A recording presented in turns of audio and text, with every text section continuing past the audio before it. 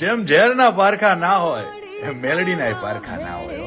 આજે વાત કરવી છે ધક્કાવાળી મેલડીમાંથી, મોરબી વાસીઓની લાજ રાખનાર માં મેલડીની. આજથી ઘણા વર્ષો પહેલા આ જગ્યાએ એક જૂનવાણી એન્જિન ચાલુ નહોતું થતું ત્યારે અહીંયા માતાજીની એક નાનકડી ડેરી હતી.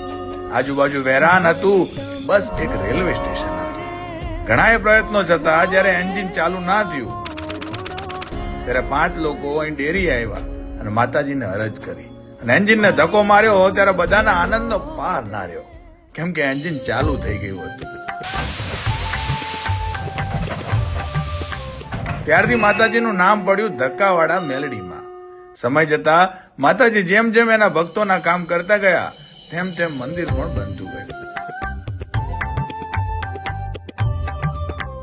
જાણે સ્વયં માતાજી એના ભક્તોની મનોકામના સાંભળી અને પૂર્ણ કરે છે.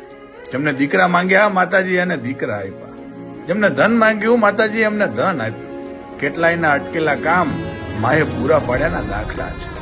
11 ઓગસ્ટ 1979 જયારે મોરબી હોનારત થઈ અને આખું મોરબી જયારે પાણીમાં ગરકાવ થઈ ગયું હતું ત્યારે કહેવાય છે કે આ મંદિરે પાણી નહોતું પહોંચ્યું અને અહીંયા આશરે આવેલા લોકોના જીવ બચી ગયા હતા.